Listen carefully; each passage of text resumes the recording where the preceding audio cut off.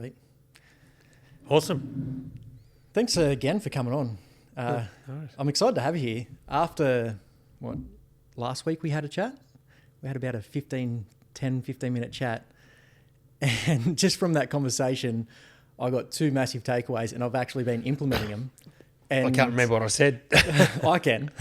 and it's like just from that small little conversation, it's just completely changed a few things I've been doing in my life. That's awesome. One was pausing. So pausing before, like you said, you had a guest on that wrote a book about pausing before eating food. Yeah, that'll go out tomorrow. Okay.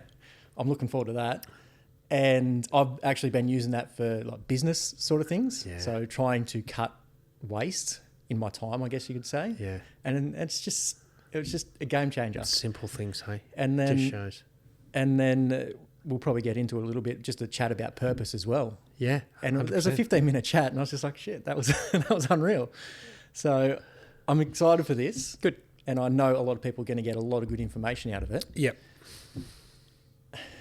As a podcast host, how do you know, like, you have a lot of good guests on. Yeah. You get a lot of good information. Yeah. Everybody that you've had on has something to offer and is helpful. Yeah. But how do you know what advice to take and what to just sort of leave to the side, or what's useful for you?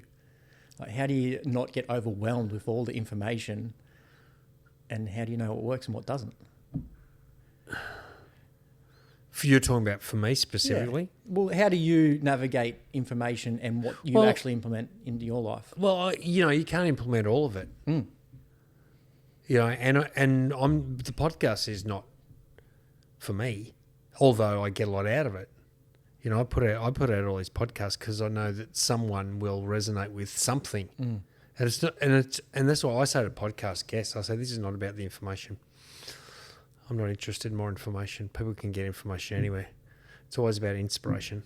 It's about the story. It's about relatability. Because I think when you relate to someone, you listen with more intent to get, okay, what are they doing? Because I relate to that. Okay, what do they do? And then I think it just depends. I think you hear something and you go, oh, yes, that's what I need to do. Mm. Has there been any moments that's happened to you when listening to a guest that you can recall? Oh, lots of times. Look, every time I do an interview, I'm listening for something that I can get out of it. Mm. And there's often, the pause. Same thing. Okay, yeah, that makes sense. And I know it intellectually, but to actually pause before you're about to do something or say something, that actually takes a bit of, intention. Because often the emotion is taken over before your brain clicks into gear, right? So, there's a heap of stuff. If I think about some of the podcasts, there's often something I'll take away from it. How and why did you start the podcast? Well, how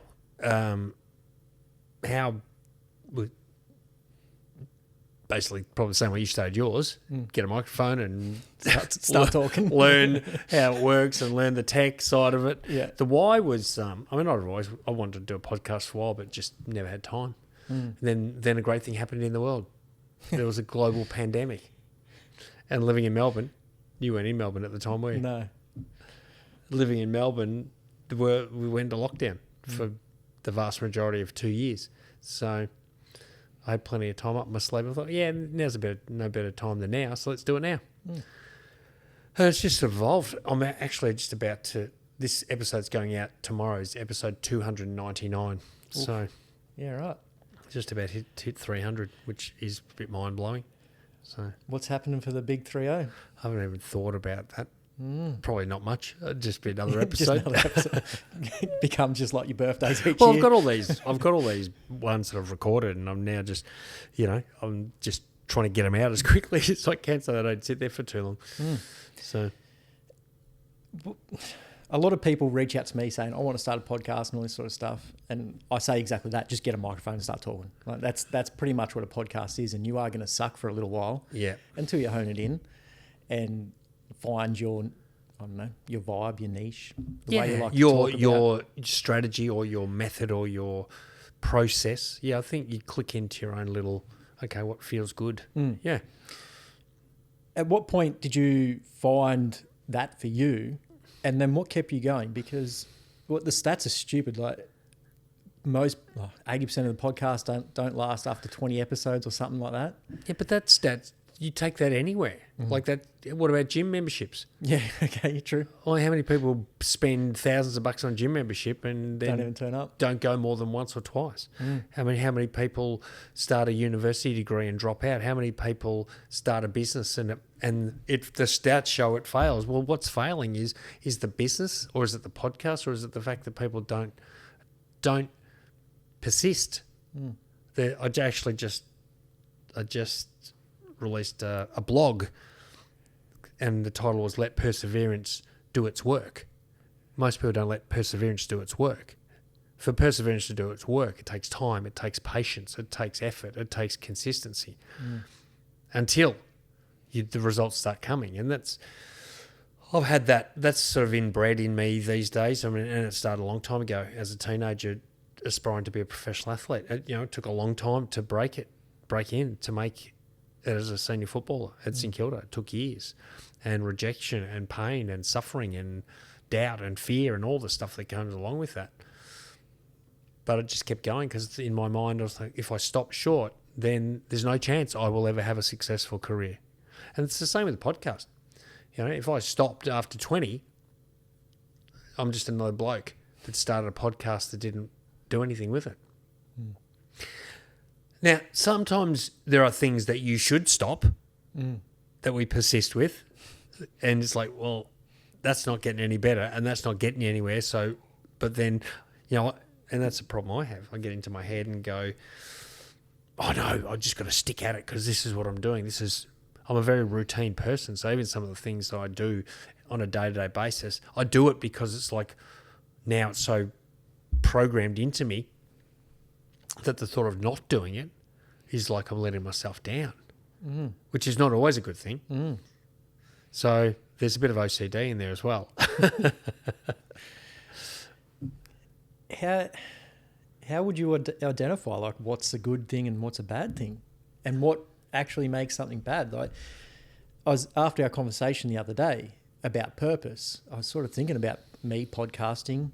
You said you were personal training and you got out of personal training, which I'd love to dive into with you. Yeah, we will definitely talk about that. But I was sort of like, I love doing this podcast. Yeah. I don't really care about the stats. I don't care about the money. Like, I'm still going to show up and do this because I get to meet people. Then there's like your you. reason, mate. That's the right reason. Yeah.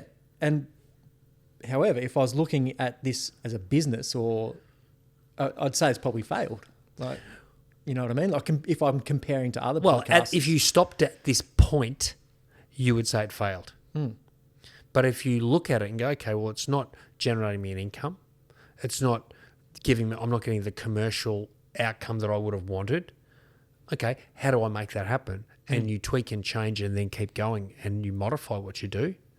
That's not failure. I mean, that's learning along the way. That's learning as you go. That's life. The only time anything's a failure, okay, and this is my belief, when you start something and the outcome you want is clear, it's got purpose, and it's meaningful. In other words, it's important. There's only two possible outcomes. You either achieve that or you give up. People go, well, it's either success or failure. No. There's no such thing as failure. What is failure? If there isn't a failure, the only time it's a failure is if you don't learn from what didn't work, try again. Again, as an author, one of the biggest barriers, again, we're talking about people that start wanting to be an author and how many people actually do it. And, you're lucky, you're so lucky you're an author and you must be a talented writer, and what a lot of crap that is. I submitted and got rejected. And I didn't go, oh my gosh, I'm a failure. I thought, okay, I'll find someone else. And you keep submitting and submitting and submitting and submitting and submitting. And eventually the publisher goes, okay, let's publish this. So there's no such thing as, I really believe this, there is no such thing as failure, in that, how we often define failure is I didn't achieve the result I wanted, therefore I failed. No, you didn't. You stopped trying. You stopped learning. You stopped adapting and modifying and giving it another crack and trying from a different angle and changing your perspective. That's what you stopped doing. You didn't fail. You chose not to do whatever it took to get the result. Difference, big difference. When I say the word purpose, what do you think of? Something that fills me with joy, something that when my eyes wake up in the morning, I know I'm looking forward to this day because I get to do this thing that lights me up. That is the reason why I believe I'm here. The purpose, there's the best quote, the best definition, well, it's not a definition, it's a quote. It's Pablo Picasso. He said to me, your meaning in life is to find your gift. Your purpose in life is to give it away. And it's interesting. A lot of the people I've interviewed on podcasts, and it's so clear that often through adversity, they found their gift. And it might be it could be a talent for art, or it just might be this empathy or compassion, or that's the strength that they find going through some kind of challenge, that now they've got this insight that now they can give it away. And I feel like, for me, it's a lot of years of striving and trying to achieve to feel good about me and feel like I'm a winner and feel like I'm successful, quote unquote, and realising that success is not about my achievements. It's not about whether I play professional sport or I'm a best-selling author, or whether I stand on a stage in front of 1,000 people and speak, or whether how much money I've got in the bank, or whether I've got six-pack and buns of steel. None of that is a definition of success. For me now, success is a feeling. That feeling when I wake up in the morning and I smile. And I think, yes, I love this life I'm living. To me, that's true success. And that sort of, for me, is the indication that I'm on purpose. Yeah, love that. Absolutely love that. It takes work to get there, Yeah. and you've got to go through stuff, and you've got to try it. You've got to have a crack. Yeah, you got to try. And for me, I had to keep pushing and trying to make it as a footballer, thinking when I make it, then I'll feel successful and then I'll feel happy, and going, well, actually, I don't. I don't. It's actually a little bit superficial. It's a little bit, shallow. It's not if I don't feel truly successful, never did. And then got into PT, and it was all about the body when I've got that six-pack and I'm ripped, and girls ogle me as I walk down the street and, oh, look at his biceps, and thinking, well, then I'll feel successful. No. It wasn't until I started actually loving myself. Realising that actually the thing most valuable about me, is my existence. Not who I am, what I do, what I say, how I look, any of those things. It's just going, Andrew, do you know what? You're a cool guy because you're doing the best you can. You're having a crack. You're helping people. To me, that's what it's all about. It's, I think I've got a few years on you, and I think as I mature, you just think about life differently. And you go, life's too short to be worried about dumb shit, which most people worry about dumb shit, stuff that's out of their control, stuff that, worried about what other people think and how they compare and all the kind of stuff that we tend to do, rather than go, okay, what can I do today that is meaningful and joyful for me and will make a difference in the life of other people?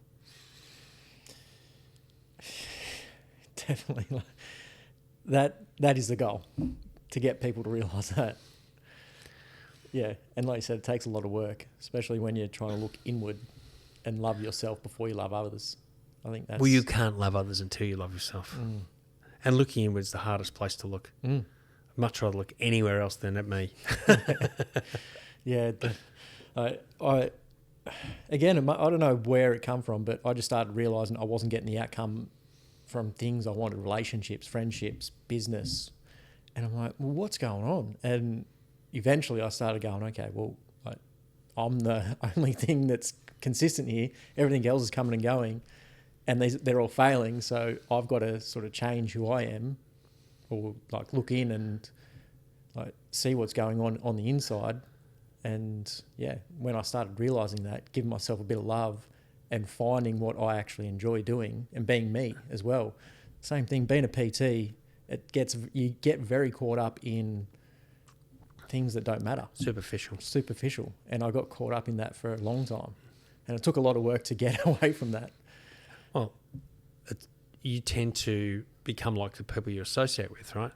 And the industry is a fickle industry. It's a superficial industry in a lot of ways. I mean, there's a lot of awesome people. Yeah, 100%. Great people. But it's an aesthetic industry. You know, I want to lose weight. I want to fit into my jeans. I want to look good in a bikini. It's always about how we look. And often in the pursuit of looking a certain way, people compromise their actual well-being. But they also, it's always a comparison. And it doesn't make people feel better about themselves, maybe in the short term, but not long term. Because the thing about the way we look physically, that will change. At some point, I'm going to get bags under my eyes, and I'm going to get wrinkles. And at some point, I'm not going to be able to move the way I was able to move on a football field, and I'm not going to look the same way I looked, and I can't change that.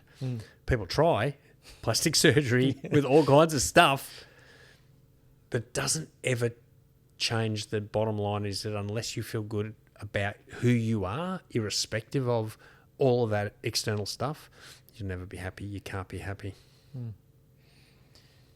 How did you get into personal training from footy? Was that a chasing happiness, or is that just like a natural progression? That was it's an interesting journey, mate. Like PT at that stage was a bit of a natural progression. But I mean, I was an athlete as a teenager. So I was at St Kilda. I was 16 when I started at St Kilda. So I was still at school. And that was still at high school. And then through uni, I was at St Kilda. But I remember I was about year 10, I think, year 10 or year 11, that's when I actually started training at St Kilda.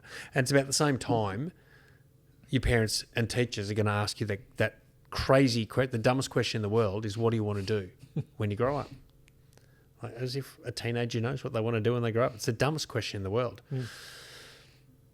And my parents asked me the question. I said, well, I'm going to be a footballer.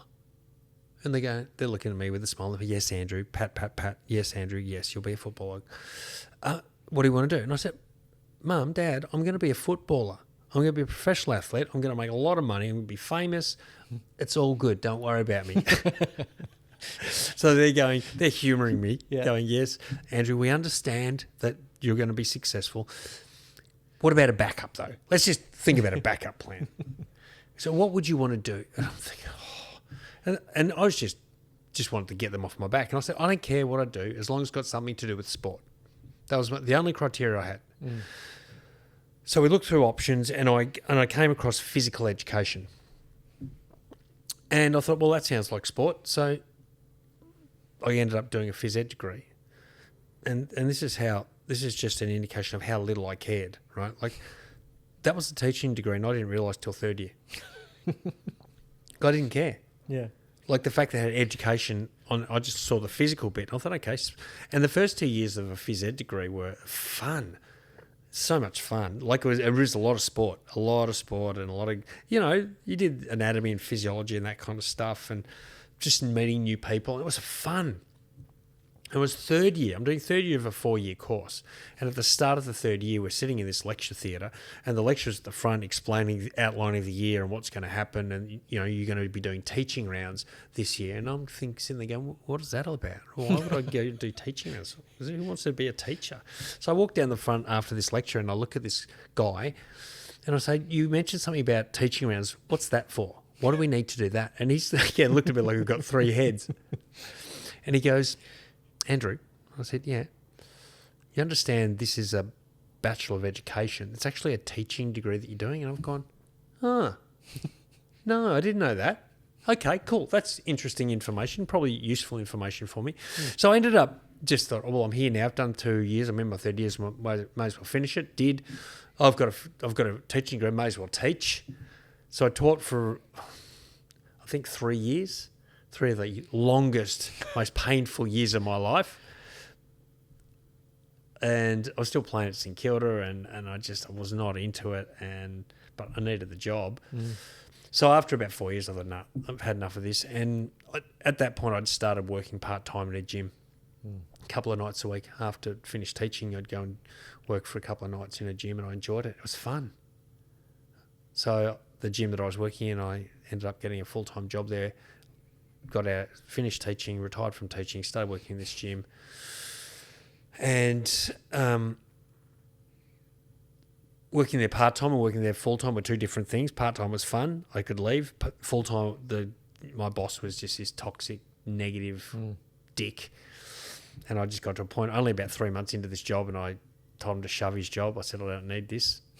Because I'm not going to put up with anything that I don't love. I'm not going to spend my life doing something that I don't love. I'm not going to just go settle. I don't want to settle. So I ended up walking out of that with no job and going, what do I do now? And that's when I just thought, okay, time to take the situation into my own hands. Started PT-ing. Now, this is back in the late 80s. Mm-hmm. For people listening that are under 45? No, 35. 40. I don't know. It's a long time ago. Yeah. So, yeah, that's how I started PTing. It's sort of a bit of a random journey, but I loved it. I love personal training. I loved it at the time. I was passionate about it. I thought, you know what it's like. You get up at 5 o'clock in the morning and, start training people at 6 a.m. and then you often work till 8 o'clock at night, don't get home till 9.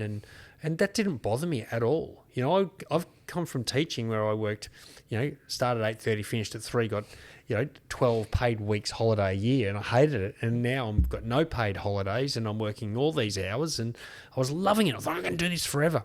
I didn't think that for long, though. The challenge of PT, isn't it? As good as it is, and as much as I love helping people, it does hijack your life. It's funny, you probably don't want to hear it, but it's funny how much you hated teaching, but I feel like you've almost come full circle and you're almost in the teacher position again. Oh, totally now. What I've recognised is I'm a teacher and I will be a teacher forever. Yeah. And I love teaching. But the only caveat is I want people that actually are interested in learning. In a school, the vast majority of those kids do not want to be there, do not want to learn. Yeah. That was the painful bit. It wasn't the actual teaching. It was trying to stop them from misbehaving because they weren't interested. I was trying to teach them maths and a bit of phys ed. I was having this conversation with my partner last night about school. I left school when I was young. I hated school. I was one of those kids that didn't want to learn. But I love learning now. I literally do this podcast so I can learn. Yeah. As soon as I left school, I started learning more. But I guess it was just things I wanted to learn, and I just wanted more. Well, that's where the learning is, really, isn't it? It's in life. Yeah. You've got to get out there and actually rub shoulders with people doing stuff you want to do and trying things. That's where you learn. I think about 4 years of phys ed, a 4-year degree. I don't think I've ever used anything I've learned practically in my life, even teaching. Maybe some of it, but not much. So when you transitioned out of personal training, was that just like a light bulb one day and you walked in like, I can't do this anymore? Or was it a gradual thing that just started sort of weighing you down a little bit? Look, it's definitely started weighing me down gradually. Because, again, you got to remember, I'm this mindset of I've got to work hard to be loved and validated. I thought, for me to be successful in life, the harder I work, the more hours I work, the more I'll be respected, right? So I would just push myself. I had work ethic. And so, I was working 80 hours a week in PT. I was a part owner of a business. We employed 25 trainers. And so it wasn't just training people. It was everything that goes along with owning a business. And I was definitely getting to the point where I thought there's got to be more than this. And I started learning a lot about nutrition. I started reading and learning and listening, and because a lot of people were asking me about it, and I thought, well, I should learn this stuff. Coming out, I just remember when I started as a PT, I was so bad because I've come out of 7 years of professional sport and this is back in the 80s, so there's no science to training in the VFL/AFL back in the 80s. It was just, if you hurt, you inflict as much pain as possible, and if they survive it, They're athletes. they're athletes. Yeah. And some of the stuff we did was just crazy. Oh my gosh. Some of the stuff we did, how I even survived it, I don't know. Have you got an example? Yeah, there was one pre-season. It was a September. We started training, and this guy comes in. Never seen him before. This trainer who's he's got this amazing, system. So he sits down and he outlines his system to us, what he's going to do. And he said, okay, by December, just before Christmas, we will be running 15 400s in under 70 seconds with a 70-second recovery between each one. What? 400 metres in under 70 seconds, which is a reasonable pace. Yeah. It's not a jog. It's a reasonable pace. And so the whole pre-season leading up to this session just before Christmas was running 400s. And, I mean, that's crazy enough in itself because, I mean, there's no point in a game of football do you run 400 metres non-stop, straight, without being knocked down, changing direction, trying to get a ball, get rid of it, catch. All this jumping up, falling over, getting up. So it's just so non-specific. And the day that came, this day in December where we had to do it, and the rule was if you did any of those 15s, those 400s, outside of 70 seconds, you added another one onto the end. Cool. So it could turn into 16, 17, 18, 19, 20. It was 35 degrees. We're at Moorabbin, where St Kilda was playing at the time, inside the ground, and there was no air. So it was probably about 40 degrees inside the grandstand. There was no air. They wouldn't let you drink water. You don't drink water. You're weak if you drink water. Of course. Makes sense. So we line up for this first 400 metres and did it quite comfortably, around 67, 68 seconds. But I don't know if you've ever run a 400. Running it feels like forever. Then the recovery went in a heartbeat, and before you know it, you're lining up again to go again. And it was just, I think by the third one, I thought there's no way known I'll ever do this ever. And I think the thing that gets you through that is the blokes, those teammates that say, "Come on, jobbers, you can do it. We'll do this together." And you do that for someone else, and you're that. Somehow got through that 15 400s in under 70 seconds, and we still couldn't win a game of footy. We could run 400s. Good at running. We couldn't get a footy, couldn't win a game. Anyway, I mean, that was just one example of the craziness. Yeah. I'd like to say it's come a long way, but I feel like there's still people like that out there spinning shit like that in the fitness industry still. Yeah. So sorry, got you sidetracked. We did get sidetracked. We were talking about how you had the PT business. So I was, as a PT, as I started in PT, that was my mindset. I'd come out of this pain and I thought, okay, that's what you do. You hurt people and then they pay you for it. Yeah. I thought that's the job, right? I think that sounds like fun. Well, I've been hurt, so I might as well just inflict some pain. I joke about this now, but my theory was, well, if they can walk out after a session, I've let them down. If they vomit, I thought it's their way of saying thank you, right? Like that's this crazy, and I realised quite quickly that was not a sustainable approach, and that's when I started thinking about getting into the nutrition side, and I learned a lot, and I learned a lot about GI and all this stuff, which was really quite, at that time, quite sort of, what's the word I'm looking for? It was new and it was refreshing and it makes sense. I thought, yeah, I can, and I'm teaching people this stuff and they go, oh, this is good. And I thought, okay, well, I've got to do something with this because I need some way to sort of start transitioning out of PT. So I thought, okay, what am I going to do? I've got this nutritional knowledge now. I'll buy a cafe. So with my partner at the time, we bought a cafe. And so now I'm still working 80 hours a week as a PT. And now I've got a cafe. So you could probably add, and I wasn't cooking in the cafe or working full time in the cafe, but I certainly was very responsible. So I was probably working another 30 or 40 hours. So I'm working anywhere from 100 to 120 hours a week now in two businesses. And I had no hospitality experience at all, other than I know how to order, sit and eat. That was about the extent of my hospitality experience. And so over a 2-year period, working 7 days a week, over 100 hours a week, and the cafe ended up in about $100,000 debt.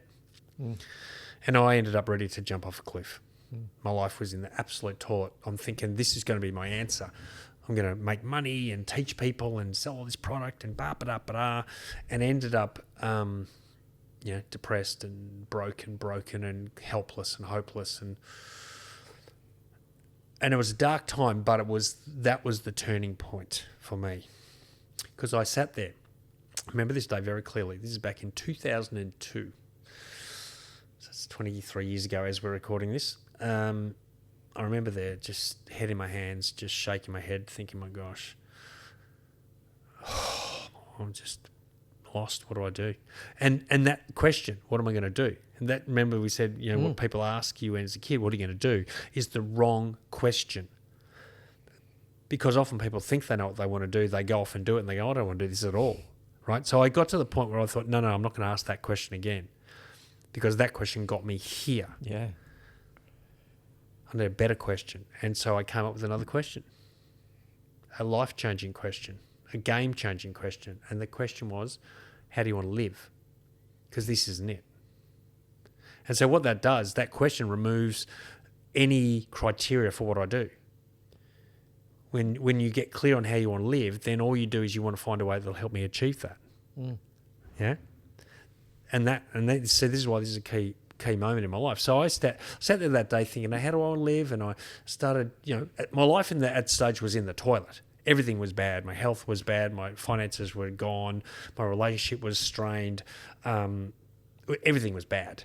Everything. I had no life, no time to do anything else. I was exhausted. So everything was bad. So I somehow just closed my eyes and started to visualize me. And the first thing I knew that how I wanted to live with confidence and self-worth, because I had none at that point in my life, because here I'm a failed business owner, just no self-worth at all. I started to think about, I want to have a positive impact on lives. I want to make money. I want to have lots of money. I want to have money from multiple streams of income. I want to do things that give me joy. I want to wake up every morning and smile and feel like, this is a life I'm loving. And so here I am visualizing this life. And out of nowhere comes an idea. The most illogical, dumb idea I've ever had in my life. But it was the idea that was the game changer. That was write a book. Like, I've never thought about writing a book. No. Ever. Yeah, right. I didn't think I could. English, I failed in, I didn't fail, but I struggled in English. I didn't read. I had no idea what the process, how would you write a book? I don't know. I've got no time. I'm working 7 days a week in 2 businesses. One's failing. But I'm thinking, where did that idea come from? But then I stopped and go, okay, well, when I'm an author, a best-selling author, then all these things, I could see how all these things it could be the catalyst for me to create this life that I visualized. It's amazing how smart our brain is. When you ask the right questions, you get the answers. And so I thought, okay, I'm going to write a book. And in that moment, I thought, okay, great, clear the decks, started mapping out a book. Because I knew it was going to be something to do with all the stuff I'd learned about nutrition. Because people are asking me all the time, are there any good books on this topic? Don't know. All the books I read are stressful and about nutrition. The blood type diet and... don't combine this with that, and don't eat this carbs after 3, and if your blood type's this, don't do that, and it's all like ridiculously stressful. I thought, I'm going to write a book and I'm going to make it easy for people. So that was the idea of my first book, Eat Chocolate, Drink Alcohol and Be Lean and Healthy, which somehow I wrote over the next couple of years. It's just been pockets of time in my crazy life, and that. How long did it take to write overall?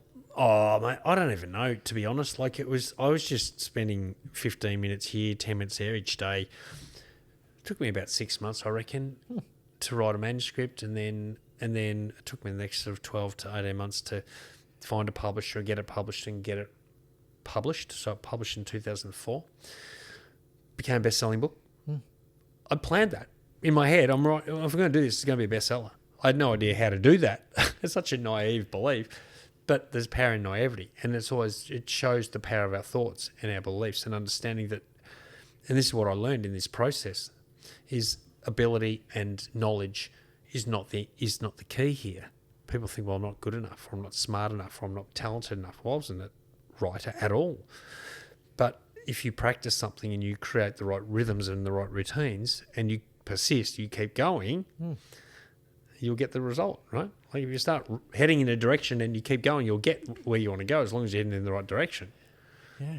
So that was the key, mate. I wrote a book that published, started doing really well. It gave me this confidence to try other things, looked at other businesses, and... You still had the cafe and the PT? No, the cafe I'd sold at that point, thankfully. Well, when I say sold, I'd escaped and was paying off debt. So I needed to really spend the next few years paying off debt. I was still PTing. So my next goal very quickly was, how do I get out of PT? Because I now had this vision, clear vision. I want to be a full-time author. I want to be a speaker. At that point, I didn't know anything about podcasts, but I wanted to be doing this stuff, this coaching and mentoring, but I wanted to do it because I loved it, not because of it. I didn't want to do it for the money. I didn't want money to be the reason. So I thought, okay, what I need to do is I need to build income. How do I create income outside of everything I'm doing that will just sort of tickle along, come in, keep the bills paid so that I can really focus. And there's a lot of stuff out there. Reading Rich Dad, Poor Dad was a key part of this process. I don't know if you've ever read it. Yeah. Most people have heard of Robert Kiyosaki and Rich Dad, Poor Dad. He wrote many books on wealth creation and building assets that are income producing. So I just followed some of his principles, utilising e-commerce and the internet at the time. And outside of my PT and my books and stuff, I built another income, and over a couple of years I retired from PT. So that was back in 2006. So since then, I've been able to just focus on stuff I love. So now my 9th book's about to be published, writing my 10th. I'll keep writing. I love that. Okay. Yeah, podcast like you, I do it because I love it. Robert Kiyosaki's books, definitely changed my life and my view on the world as well. His book, Second Chance, blew my mind. I remember reading that and just going, what the hell? Definitely recommend his first book, Rich Dad, Poor Dad. Absolutely. Great book. I still think it applies, the teachings. It does, 100% applies. Because a lot of people would say, oh, yeah, you were lucky in the time you're in. Internet was just starting to get, going. You could sell a lot of easy things on the internet back then. It's changed now, all that sort of stuff. But the principle's the same. Same. Aren't they? And it's got nothing to do with the concept. It's or the strategy. It's your application and your commitment to the strategy.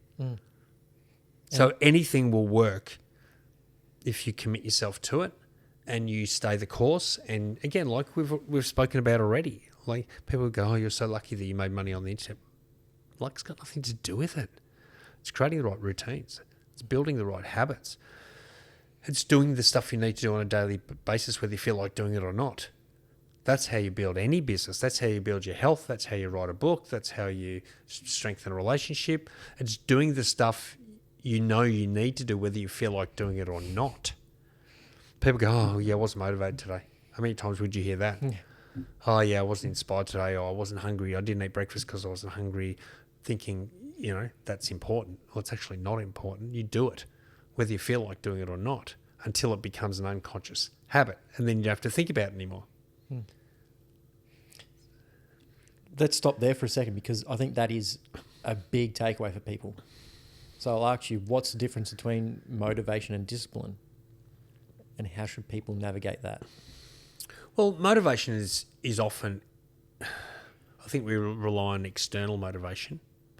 When you say I'm not motivated, you're saying, well, something hasn't, I didn't listen to anything to inspire me or read anything that inspired me. Or discipline is something that we create.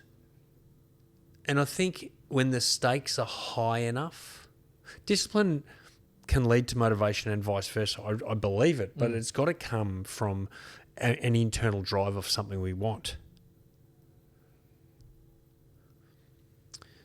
But the key is getting to the point where you don't rely on either discipline or motivation.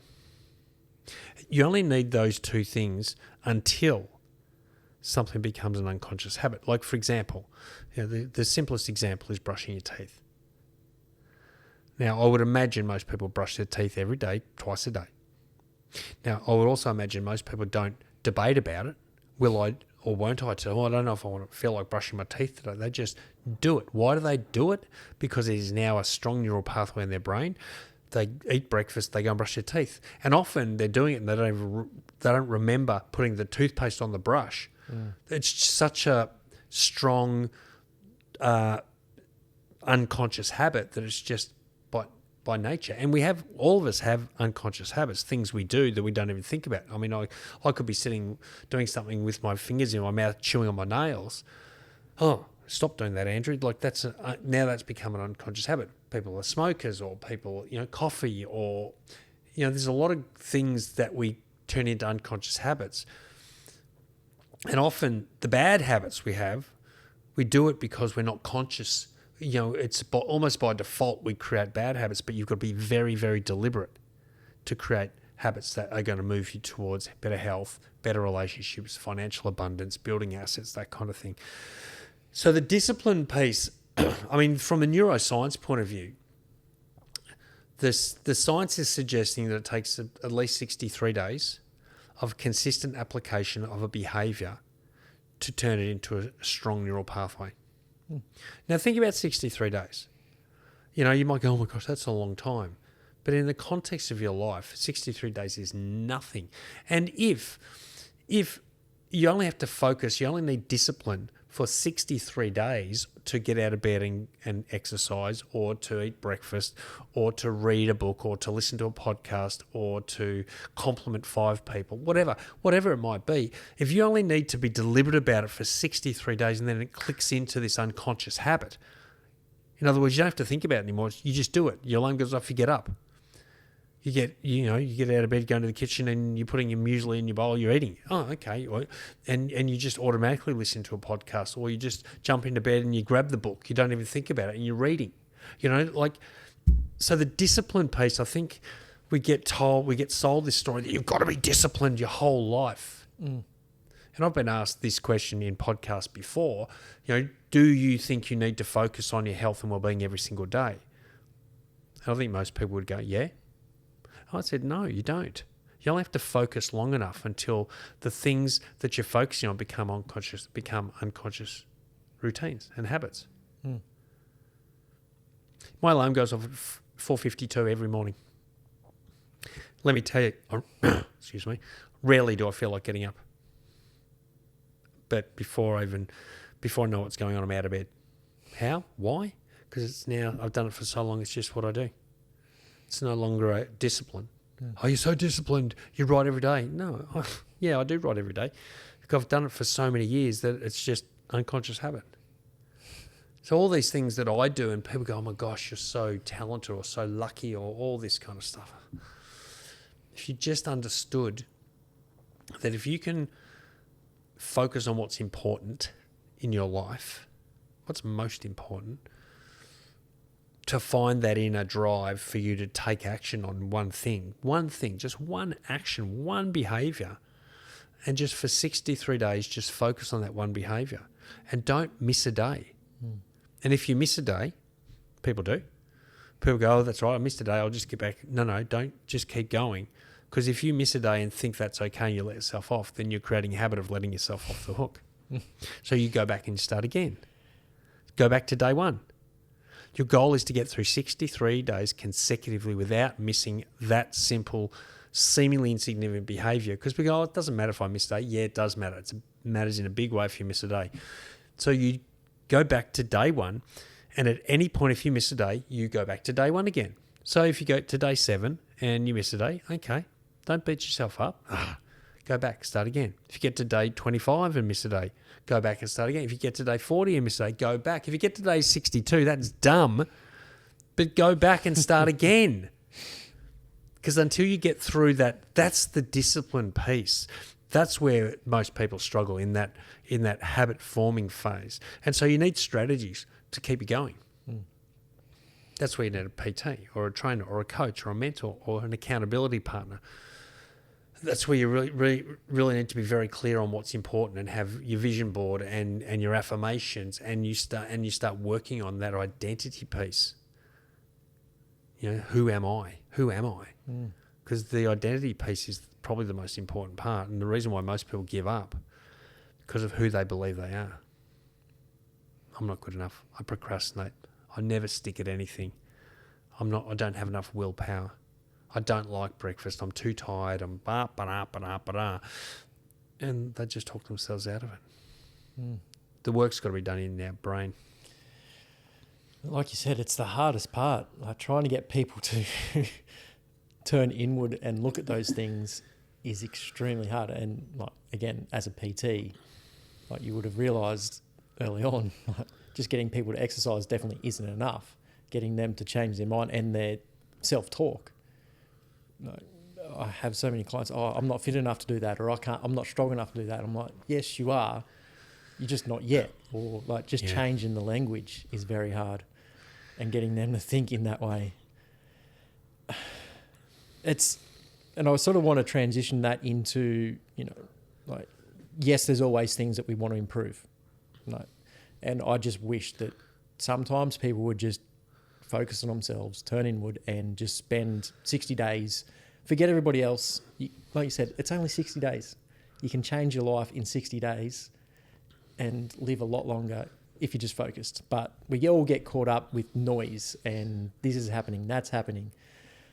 So I guess part one of my question is how would you go about quieting the noise? Maybe if you look back, like for yourself, maybe examples, but also when we're training people, how do you get people to ignore other advice, quiet the noise, and just focus on that one thing? And then how would you get people to identify what they need to work on as well? It's a massive question. That is a massive question. Then you want an answer, don't you? Yeah.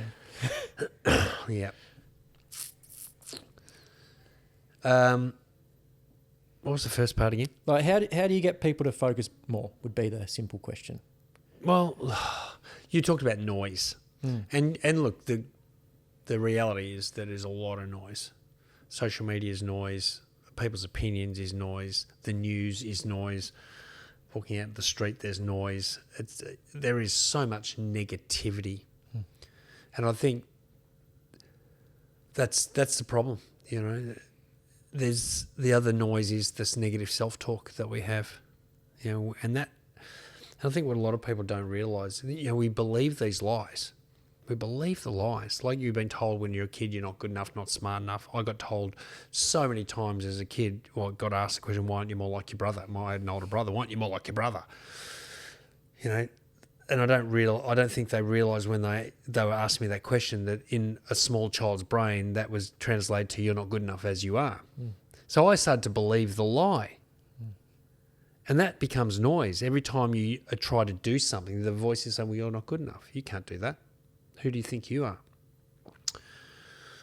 The first noise you've got to quiet is that noise.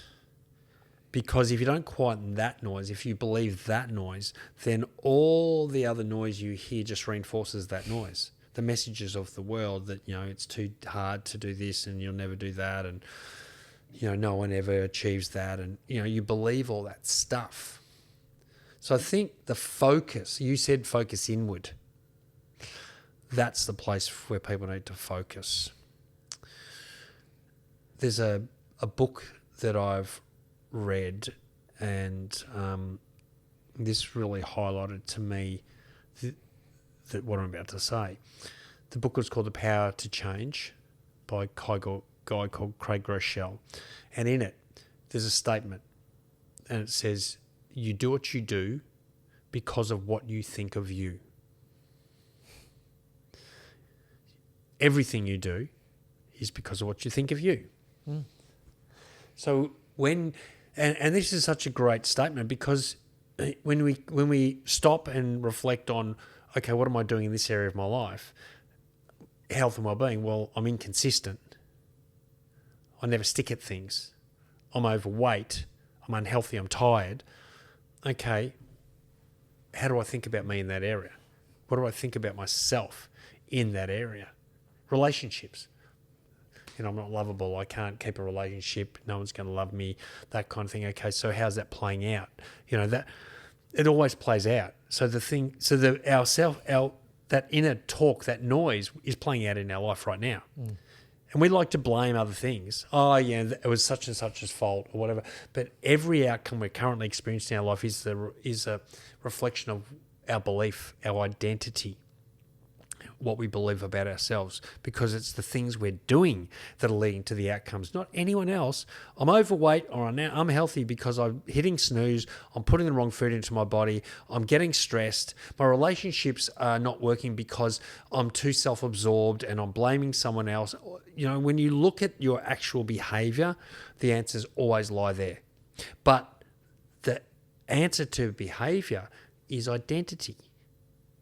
What do you believe about yourself? So that's where the work's got to be, mate. I think that's everything. The answer to every question is identity. Do you think writing helped with that for you personally, finding your identity, starting to write? Yes, definitely. That helped to a degree. Okay.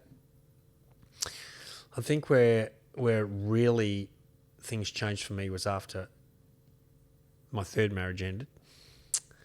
This is just before COVID, and the world went into lockdown. So a lot of good things came out of COVID, and the thing that forced me to do is self-reflect. And I really started to think about me. Who am I? Who am I? I'm not an athlete. I'm not an author. They're things I do. They're things that play, but that's not who I am. Who am I at the core? And when I started to really, think about, and I started writing down all these things about me. Okay, the things I've achieved in my life have taken certain character traits that I own, that I am. I'm persistent. I'm courageous. I know I am, and I know I care about people, and I know, I've got a faith. So I know I'm created to do something great. I know that I am. I know that I'm kind. I know that I'm resourceful. I know that I'll find a way to solve something. I'm a problem solver. I know that. So I started writing all these things down. And because these are character traits that I actually believe about me. They're not things that I'm aspiring to. I actually believe I'm kind, courageous, I'm persistent, I'm emotionally mature. I believe that, I am empathetic and compassionate and determined.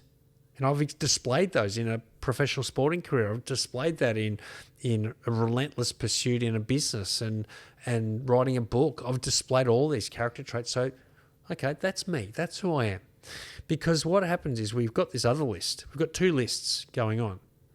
We've got this list of the things that we own, these character traits that we all have, every human has. And when you ask them, they go, yeah, I'm kind. Yeah, I care about people. Yeah, I've done stuff that scared me, so I'm courageous. So they can believe that. But what the other list is all the crap, is all the lies that we've been told, and you're not good enough, you never amount to anything, you're not consistent, you procrastinate, you're not smart enough, you're not good looking enough. They're the things we tend to believe. You cannot focus on both lists at the same time. You can't hold opposing thoughts in your brain at the same time. On one hand, you can't say I'm not good enough. On the other hand, believe you're resourceful. Because if you're honestly resourceful, you'd find a way to make it work. You know what I'm saying? Yeah. So the identity piece is going, okay, I need to deliberately focus on the truth, not the lies. Most people's identities is built on a foundation of lies. Because to say you're not good enough is a lie. Because everyone's done something in their life that's impressive in some way. So they've already proven they're good enough to do something. So that's a lie. So the key is focus on the truth. And you'll never get rid of the lies, but you can overweigh them by this deliberate focus. And I would write out this I am list and I put it on the wall, and every morning I wake up and I read it to myself and I repeat it. I am compassionate, I'm kind, I'm persistent, I'm courageous, I'm determined, I'm empathetic, I'm, all these wonderful things that I am, and I focus on those every day. If I don't focus on them, I slip back into go back to the negative list. I go back to, Andrew, you never do this, or you always do that, or that, all the rubbish that we say to ourselves. The key to change has to be changing your identity or refocusing on the identity that's already in there, but bring it up to the surface and believing it. And do it for 60 days and then you'll be a new person. Oh my gosh. Just try, but give it a go. 63 days. Just write out a list, and every morning wake up and read it to yourself. But as you're reading it to yourself, when you say I'm courageous, you don't just say I'm courageous. You actually go, okay, yeah, I did something yesterday that was a bit scary. I made that phone call. Yeah, I am courageous. Kind. Okay, yeah, I helped that person. Yeah, I am kind. I'm empathetic. Yeah, I was talking to John and I actually understood what he was saying. That's empathy. I kept going to really finish this job at work because, oh my gosh, okay, I'm persistent, determined. So it's not just saying the words, it's actually going, okay, let's look at a situation that over the last day or so that I actually displayed that character trait. Because when you know you've displayed it, therefore you own it. When you just say it, yeah, I am courageous. No, you're not. You're a chicken. But no, I'm courageous because yesterday I am courageous. And that will start to become the new identity. And then if you've got all those character traits, what's going to stop you really? I'm going to start a podcast. Awesome. I'm resourceful. I'll work it out. I'm determined. I'll keep going till it works. I'm compassionate and caring. I'm going to make sure I put out a message that helps and inspires other people because that's who I am at the core. There's nothing else can stop you. Other people's opinions, doesn't matter what they think because this is who I am. People are going to think what they're going to think anyway, whether you want them to or not. Yeah, that's for sure. I was about to say what you just said, and like you've got that list and you're building the evidence to back up each emotion. And then if you haven't got that evidence, you can go out and get it. Or easily.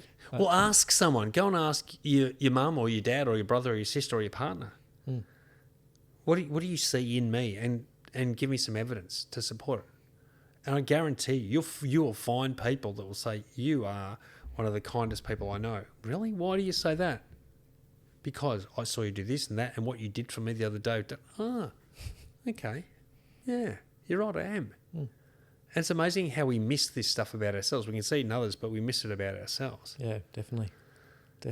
This is the work. This is the only work we all ever need to do because everything else, trust me, writing books is not hard. Creating additional income, going out and building another, doing stuff even is not hard.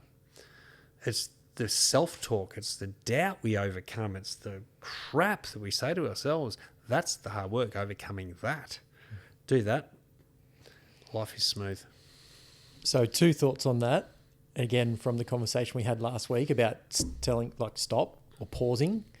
So I've now used stop. I had a guest on the other day, a very smart guy. He's done a lot of work with psychology, a lot of therapy sessions, worked with a lot of students, PhDs, all that sort of stuff. And when you get that self-talk at night, he's now recommending, like, I guess, friends, family, people he teaches, all that sort of stuff, to just say stop.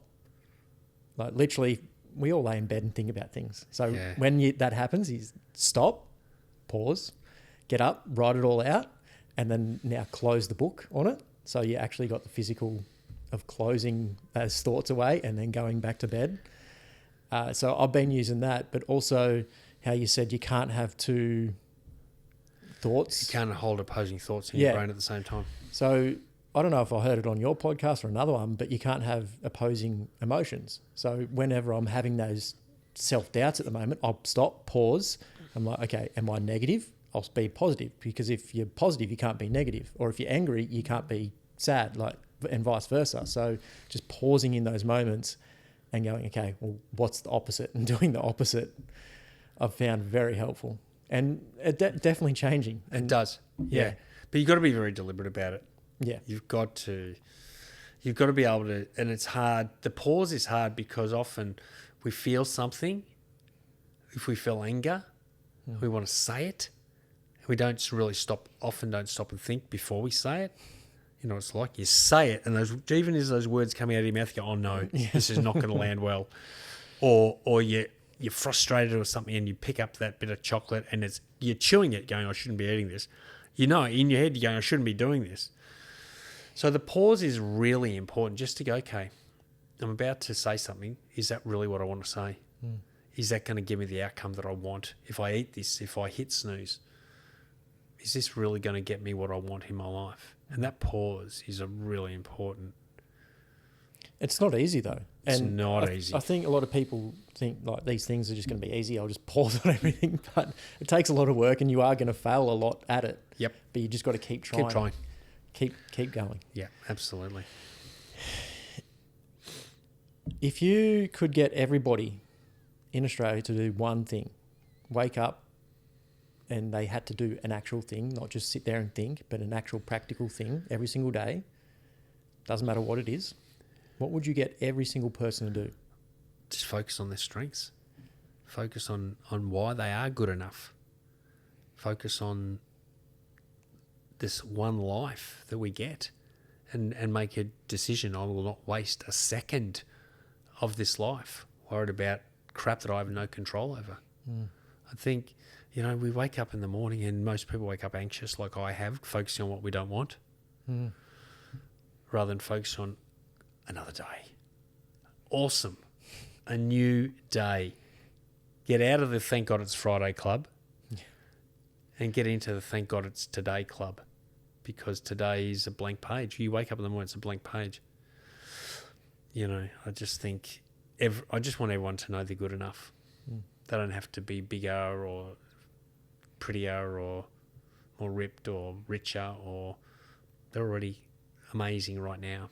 I think if I could get people to really believe one thing, that they are perfect as they are.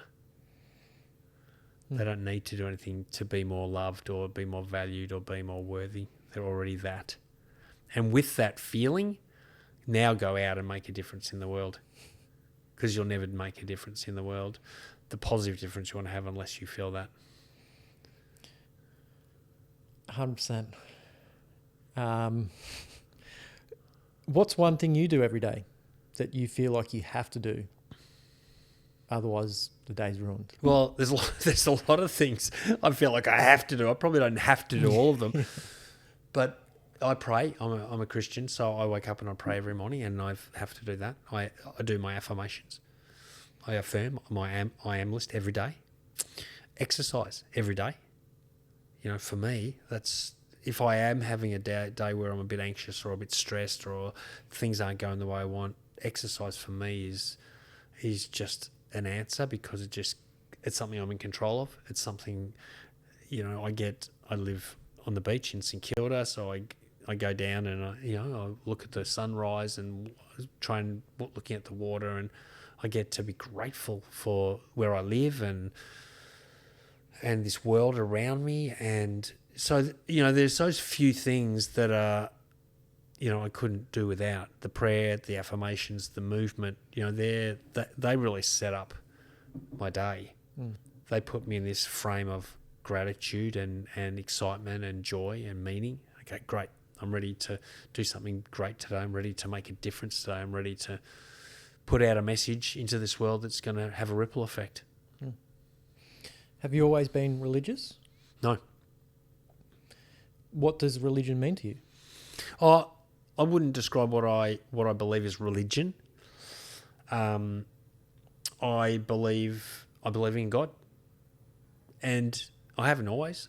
I believe in God because, I was lost and struggling. I was struggling with self-worth, and it was the fact that, a Bible verse was, I'm created in the image of God, that I'm loved. I'm here for, I'm created for a reason. That was the first, when I started to hear that and start to believe that, that's what helped me start to believe more in myself, and that I was worthy. I'm good enough. And look, I won't get into that faith, but it's been a big part of my life for the last few years. And I don't go out and preach it. I don't go, but it's this inner confidence knowing that I've got God with me. He's guiding me and He's helping me and He's there and He loves me even on my bad days. I'm not religious, but I can definitely relate. Maybe in a way, I don't know.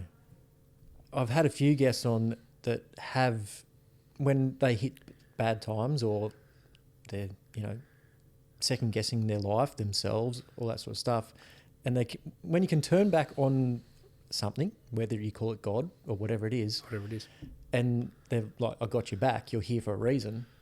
Like, that is pretty powerful. It is very powerful. It is powerful, and it doesn't have to. Like I just say to people, faith doesn't necessarily mean have a religious context. Faith is just believing that you're okay. Faith is just, you are here for a purpose and you just got to keep moving and things will unfold the way they need to unfold. And faith is just going, okay, well, I'm just going to trust that I'm good enough to do this.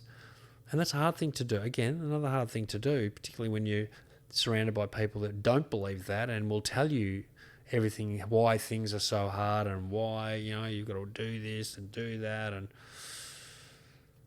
I think another thing I would say to people is find a group, an association of people that will lift and inspire and encourage you, not drag you down. I think people go to a workplace and it's negative. Even their friendship group might be a group where there's a lot of smoking or drinking and poor behaviour, bullying, kind of ridiculing kind of thing. And, I was in that kind of scenario. I had a lot of fun, but it sort of wasn't uplifting. And I made a very deliberate choice that I need to associate with different people. And that made a big difference for me because now I'm with people that believe in me and support me and encourage me rather than ridicule me and put me down. I did want to finish off on hard things. People, I don't know, things that were once easy now seem hard for some reason.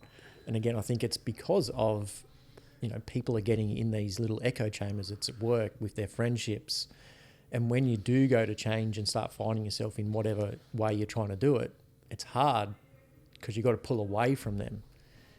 Any advice or... I don't know.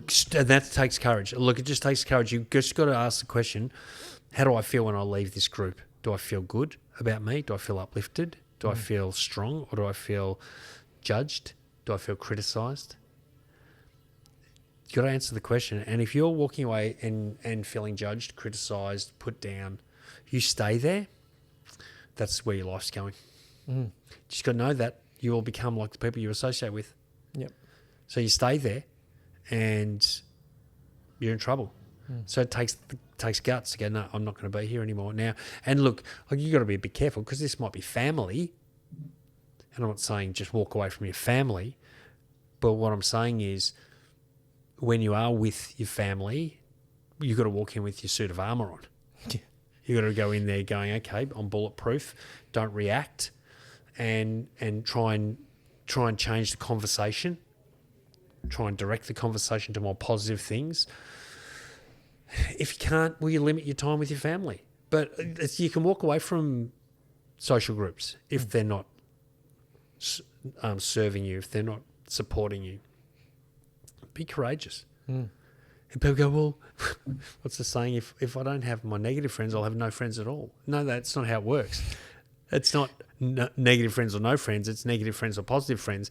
Well, there's a saying that when you give up what you don't want, you make room for what you do want.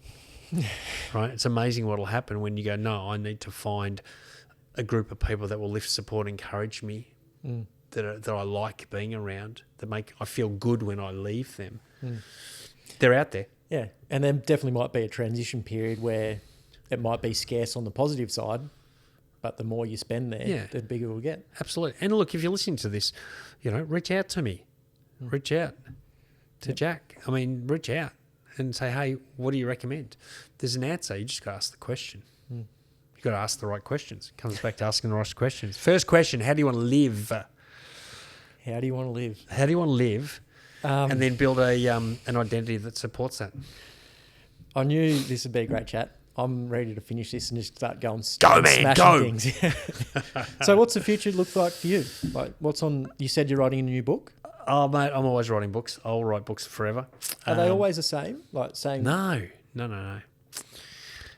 they're all. I guess they're all in this space of mindset. But I'm always evolving. I mean, this is a thing. Every day there's content. I've started writing a book called The Redefinition Effect because I want to just start redefining. You know, we talked about success. And people have this definition of success that's about achievement. I must have that to be successful. So I'm talking about different things like what if you redefine success? What if success was a feeling rather than an achievement? What if you redefined perfection? Oh, perfection, am I such a perfectionist? That's a bad thing. Well, is it? Or is it the definition of perfection that's a bad thing? Because the definition of perfection, that something is flawless. And none of us are ever going to be flawless. But what if definition of perfection was completion? What if perfection was just doing it to the best of your ability? That's perfection. That's perfect for you. So I'm writing a definition of redefining failure. We've spoken about that. Redefining adversity. You know, people go, oh my God, that's so bad. Why do things happen to me? Well, maybe they're happening for you to be better, to be stronger. So why don't you redefine adversity and go, okay, well, that's a good thing.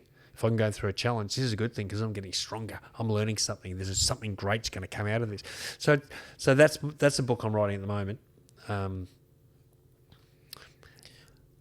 But it comes down to what you just said. Just if somebody's struggling, then just you can read a book and they're with you, learning from you. It doesn't have to be in the same room as someone. You can just listen to a podcast, read one of your books, and you can be with that person. Absolutely. And like that topic right there would change somebody's life. Absolutely. And look, pick up the phone. I mean, we've all got friends and family that we love and that make us ring someone and say, hey, tell me something funny or tell me something cool or tell me something positive, and all of a sudden you feel better. So, life, hey? Any final thoughts you want to leave everybody with? Well, I think we've covered it, have we? I think, thank you, mate, for the opportunity to have this chat. I just always say to people is don't waste any more time worrying about stuff that you can't control and listening to lies. Focus on the truth. Focus on what you can control and get to work. Where can people find you, your books, all your work? Yep, just go to my website, andrewjobling.com.au. It's all there. Perfect. They can reach out to me from there. Love to chat with people. Andrew, thanks again. No worries, Jack. Thanks, mate. If I was to coach you for the next 30 days on your habits, your nutrition, your sleep, your fitness, do you think you'd feel like a new person? I see this all the time. People getting excited after watching a YouTube video, listening to a podcast or downloading a PDF. They have all this good information, but then they fail. A, because they don't know how to implement that information, or B, they haven't got anybody holding them accountable to implement that information in their day-to-day life. And that is exactly why I created the 30-day reset. So we can work together every single day for the next 30 days. I'm going to show you how to build a rock-solid morning routine. Make a workout routine that fits into your life, that works for you instead of against you. How to eat for your goals without tracking calories. We're going to work on the fun stuff, stress management, sleep, and then we're going to build a strong mindset so these habits last well after the 30 days is done. I am obviously excited to help you in this next 30 days. So let's get started. Stop watching the YouTube videos, podcasts, all that sort of stuff, and let's just start making real change that lasts for the next 30 days and beyond. Okay, stop waiting. Let's get into it. Let's go.